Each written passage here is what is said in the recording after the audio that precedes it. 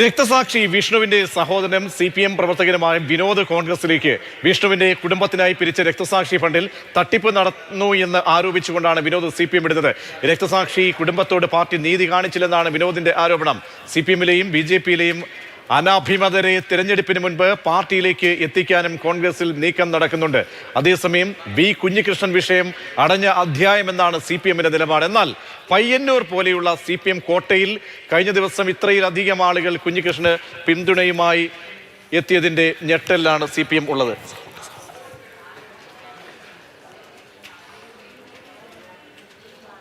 എന്താണിപ്പോൾ CPM-ന് ഇത്തരം കൊഴിഞ്ഞുപോക്ക് പ്രതിസന്ധി ഉണ്ടാക്കുന്നുണ്ടോ എന്നതാണ് വളരെ പ്രധാനപ്പെട്ട ചോദ്യം.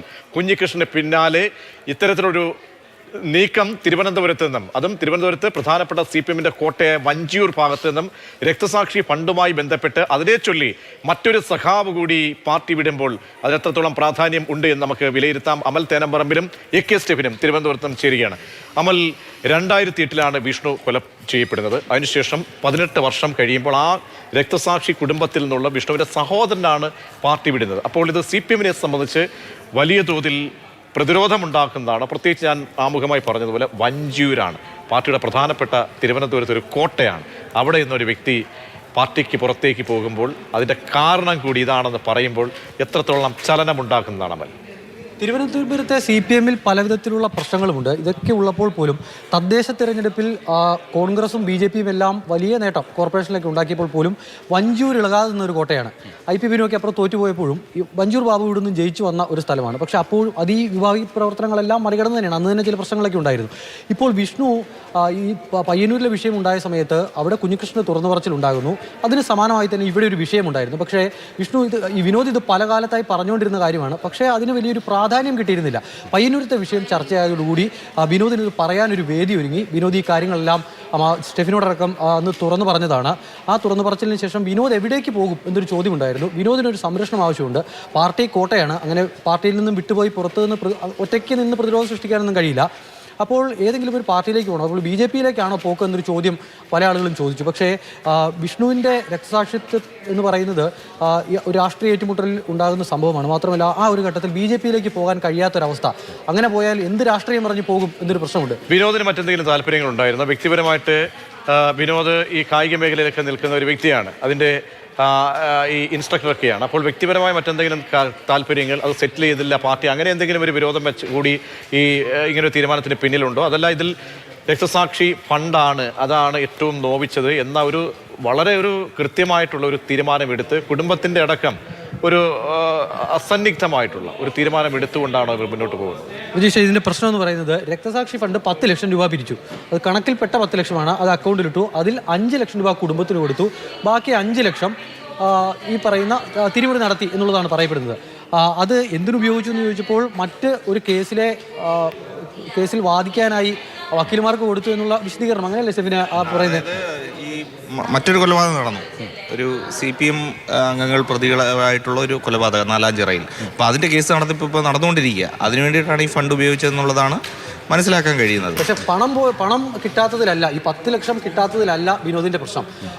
അന്ന് നടപടിയെടുത്തു. ഈ ഫണ്ട് തിരിമറിയുമായി ബന്ധപ്പെട്ട് പരാതി ഉണ്ടായി. പരാതിയിൽ നടപടിയെടുത്ത് മാറ്റി നിർത്തിയ ആളെ ശിവൻകുട്ടി ഇടപെട്ട് CAT-യുടെ ജില്ലാ സെക്രട്ടറി ആക്കി. അപ്പോൾ സ്വാഭാവികമായും അത് ഇവരെ സംബന്ധിച്ചിടത്തോളം വിനോദിന്റെ ഒപ്പം നിൽക്കുന്ന ആളുകൾക്കും വിനോദിന്റെ കുടുംബത്തിനുമെല്ലാം അത് വലിയ ബുദ്ധിമുട്ടുണ്ടാക്കി.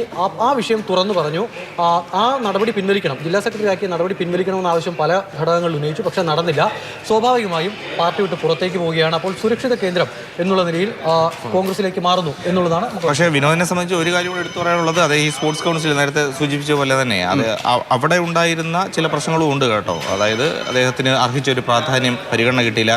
അദ്ദേഹം പറയുന്നത് പല കോൺഗ്രസിൻ്റെയും മറ്റ് പാർട്ടികളുടെയും ഒക്കെ ആളുകൾ ഈ സ്പോർട്സ് കൗൺസിലുമായിട്ട് ബന്ധപ്പെട്ടും ഈ കോച്ചുകളായിട്ടും ഒക്കെ സർക്കാരിൻ്റെ നിയമനം കിട്ടിയ ആളുകളുണ്ട്. പക്ഷേ ഇദ്ദേഹത്തിന് ഒരു കാര്യം സ്റ്റെഫിൻ, ഈ തിരുവനന്തപുരം ജില്ലയിൽ ശിവൻകുട്ടി, കടകംപള്ളി ഇവർക്കെതിരെ പല രീതിയിലുള്ള ചില ആളുകൾ ആളുകളൊക്കെ തുറന്നു പറയുന്നു. ആ തദ്ദേശ തെരഞ്ഞെടുപ്പിൻ്റെ കാലത്താണ് ഇവരുടെയൊക്കെ തന്നെ ഒരു ഹൈജാക്കാണ്, ഏകപക്ഷീയമായിട്ടുള്ള നിലപാടുകൾ.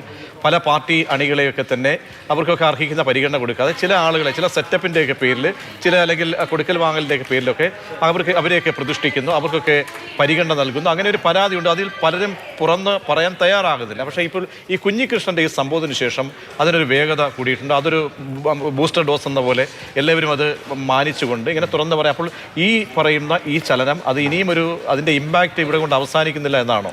തീർച്ചയായിട്ടും അതിൻ്റെ ഇമ്പാക്റ്റ് അവസാനിക്കില്ല. അതിനൊരു ചെറിയൊരു ഉദാഹരണം പറയാം. തദ്ദേശ തെരഞ്ഞെടുപ്പ് നമുക്ക് എടുക്കുകയാണെങ്കിൽ തിരുവനന്തപുരത്ത് CPM-ന് വലിയ തിരിച്ചടി ഉണ്ടായി. തിരുവനന്തപുരം കോർപ്പറേഷനിൽ അവിടെ വാഴോട്ടുകോണം, ചെമ്പഴന്തി, ഉള്ളൂർ തുടങ്ങിയ സ്ഥലത്തെല്ലാം വിമതർ വന്നു. അപ്പോൾ വാഴോട്ടുകോണത്തിൻ്റെ മാത്രം ഒരു സ്ഥിതി എടുത്തേ, 50 ചില്ലുവാന വോട്ടുകൾക്കാണ് അവിടെ CPM തോൽക്കുന്നത്. അവിടെ വിമത സ്ഥാനാർത്ഥിയായിട്ടുള്ള CPM-ൻ്റെ തന്നെ ഒരു മുൻ ഏരിയ കമ്മിറ്റി അംഗമായിട്ടുള്ള മുൻ പഞ്ചായത്ത് പ്രസിഡൻ്റായിട്ടുള്ള ആൾ നേടുന്നത് 600 ചില്ലുവാന വോട്ടാണ്. ഉള്ളൂരിലും ചെമ്പഴന്തിയിലും ഒക്കെ ഇത് തന്നെയാണ് ആവർത്തിച്ച് സംഭവിച്ചത്. പ്രാദേശികമായ വിഷയങ്ങൾ അഡ്രസ്സ് ചെയ്യുന്നതിൽ നേതൃത്വം വലിയ പരാജയമായിരുന്നു തദ്ദേശ തെരഞ്ഞെടുപ്പിൽ. അത് ഇനിയും ആവർത്തിക്കപ്പെടുകയാണെങ്കിൽ വലിയ തിരിച്ചടി പാർട്ടിയെ സംബന്ധിച്ചിടത്തോളം ഉണ്ടാകും. പിന്നെ CPM-നെ വിമർശനാത്മകമായി നോക്കുന്ന പലരും പറയുന്ന തിരുവനന്തപുരത്ത് ഒരു സാഹചര്യമുണ്ട്. ഇവിടെ 3 ജില്ലാ സെക്രട്ടറിമാരുണ്ട് എന്ന് പറയും. ഒന്ന് വി ജോയി, ഒന്ന് വി ശിവൻകുട്ടിയും കടകംപള്ളി സുരേന്ദ്രനും. പരസ്യമായ രഹസ്യമാണത്. അങ്ങനെ ഒരു പ്രതിസന്ധി പാർട്ടിക്കകത്ത്, പാർട്ടിയുടെ ഒരു ഗതികേട് നോക്കണം. ആ രീതിയിലാണ് ഇപ്പോൾ ഇതിന് മുമ്പോട്ട് പോകുന്നത്. ആ പ്രശ്നങ്ങളെ കൃത്യമായി അഡ്രസ്സ് ചെയ്തില്ലെങ്കിൽ ഈ വിനോദിൻ്റെ പാർട്ടി മാറലൊരു ചെറിയ വിഷയമായിട്ട് കാണേണ്ട എന്നുള്ളത് പറയാൻ വേണ്ടിയാണ് ഞാൻ ആദ്യം തദ്ദേശ തെരഞ്ഞെടുപ്പിൽ സംഭവിച്ച കാര്യം പറഞ്ഞത്. അതുകൊണ്ട് തന്നെ ഇനി ഇതെല്ലാം അഡ്രസ്സ് ചെയ്ത് മുമ്പോട്ട് പോയില്ലെങ്കിൽ ഒരു കാര്യം കൂടി ചോദിക്കട്ടെ. ഈ ഇന്നലത്തെ ഈ കുഞ്ഞികൃഷ്ണൻ വിഷയം ഇത് അടഞ്ഞ അധ്യായമാണ്, മാറിക്കഴിഞ്ഞു എന്നാണെന്ന് MP ഗോവിന്ദൻ പറയുന്നത്. പക്ഷേ പാർട്ടിക്കൊരു ഞെട്ടലുണ്ടോ? കഴിഞ്ഞ ദിവസം 2000-ലേറെ ആളുകളാണ് ആ പരിപാടിയിൽ പങ്കെടുത്തത്. പയ്യന്നൂർ പോലെയുള്ള CPM-ൻ്റെ കോട്ടയിലാണ് ഇത്രയും അധികം ആളുകൾ. മാത്രമല്ല സ്റ്റീഫൻ, 2000 ബുക്കാണ് ആദ്യം ഇറക്കി. ആ 2000 ബുക്കും വിറ്റ് തീരുകയും അതേ വേദിയിൽ വെച്ച് വിറ്റ് തീരുന്നു, അല്ലെങ്കിൽ അവിടെ വെച്ച് വിറ്റിരുന്നു. ബാക്കി പലർക്കും പുസ്തകം കിട്ടാതെ പോകേണ്ടിയും വരുന്നു. പലരും നമ്മളെയൊക്കെ മാധ്യമപ്രവർത്തകരെയൊക്കെ വിളിച്ചു ചോദിക്കുന്നു ഈ ബുക്ക് എവിടെ കിട്ടുമെന്ന്. അപ്പോൾ ഈ 2000 ഇൻറ്റു ഒരു ബുക്ക് ഒരാൾ വാങ്ങിക്കാൽ 2000 ബുക്ക് വാങ്ങിച്ചു. 2000 ഇൻറ്റു ഒരു 8 പേര്, 8 കൂട്ടുക, എത്രത്തോളം ഇതിൻ്റെ വ്യാപ്തി വരുമെന്ന് മനസ്സിലാക്കണം. അപ്പോൾ CPM പറയുന്നത് പോലെയാണോ ഇതിൻ്റെ യാഥാർത്ഥ്യം? MP ഗോവിന്ദൻ മൊഴിയുന്നത് പോലെയാണോ ഇതിൻ്റെ യാഥാർത്ഥ്യം? ഇത് പുറത്ത് ഇങ്ങനെ ലാഘവത്തോടെ ഈ വിഷയത്തെ കാണുന്നുണ്ടെങ്കിൽ പോലും പാർട്ടിക്കകത്ത് ഇത് വലിയ തരത്തിലുള്ള പ്രതിസന്ധി ഉണ്ടാക്കുന്നുണ്ടെന്ന കാര്യത്തിൽ സംശയമില്ല. കാരണം CPM ആദ്യഘട്ടത്തിൽ ഇത് ഉദ്ദേശിച്ചിരുന്നത്, അല്ലെങ്കിൽ ഈ പ്രശ്നത്തെ കൂടുതൽ വലിയ രീതിയിൽ ഈ ബൈറ്റുകൾ നൽകിയോ അല്ലെങ്കിൽ പ്രതികരിച്ചോ വഷളാക്കാതിരുന്നതിന് ഒരു ഉദ്ദേശമേ ഉണ്ടായിരുന്നുള്ളൂ. ഇത് കണ്ണൂരിൽ അല്ലെങ്കിൽ പയ്യന്നൂരിൽ മാത്രം അങ്ങ് കെട്ടടങ്ങണം എന്നൊരു ഉദ്ദേശമായിരുന്നു CPM-ന് ഉണ്ടായിരുന്നത്. പക്ഷെ അത് ഉണ്ടായില്ല. കേരളമാകെ അത് ചർച്ച ചെയ്തു, വലിയ വിഷയമായി. ഒരു 10 പേര് പോലും പയ്യന്നൂരിൽ വന്നു കഴിഞ്ഞാൽ അത് CPM-നെ സംബന്ധിച്ചൊരു ഉൾക്കിടിലമാണത്. പിന്നെ തീർച്ചയായിട്ടും വലിയ തിരിച്ചടിയാണ്, അല്ലെങ്കിൽ വലിയ പ്രതിരോധത്തിലാണ് ആ വിഷയത്തിൽ. മാത്രമല്ല കൈപ്പള്ളി, അതായത് അവിടെ വന്നിരിക്കുന്ന ആളുകൾ ധൈര്യസമേതം വന്ന ആളുകളാണ്. പയ്യന്നൂർ പോലെ ഒരു സ്ഥലത്ത് കുഞ്ഞികൃഷ്ണനോട് മാനസിക പിന്തുണയുള്ള, അവിടെ എത്താൻ പറ്റാത്ത ആളുകൾ ഒരുപാടുണ്ടാകും എന്ന് ഞാൻ കരുതുന്നുണ്ട്. ഇനി അവിടെ മാത്രമല്ല, അങ്ങനെ പാർട്ടി കോട്ടയിൽ നിന്നൊക്കെ പരിപാടിക്ക് പോയിട്ട് പിന്നീട് വീട്ടിൽ തിരിച്ചു വന്ന് കിടന്നുറങ്ങണം. സക്കറിയുടെ മുൻ അനുഭവമുണ്ട്. ഇത്തരം പരിപാടികളൊക്കെ സമർത്ഥമായിട്ട് നേരിടുകയും ആ പരിപാടി എങ്ങനെ നടത്താതിരിക്കാമെന്ന് ക്ഷണനേരം കൊണ്ട് തീരുമാനങ്ങൾ എടുത്തിട്ടുള്ള ഒരു പാർട്ടിയാണ്. ആ പാർട്ടിക്ക് ഇങ്ങനെ പകച്ചു നിൽക്കേണ്ടി വരുന്ന ഒരു അവസ്ഥ കൂടിയുണ്ട്. അല്ല, വഞ്ചൂരിൽ ഈ പയ്യന്നൂര് ഇന്നിപ്പോൾ വിനോദിന്റെ കൂടെ കോൺഗ്രസിലേക്ക് ചേർന്നത് 10 പേരാണ്.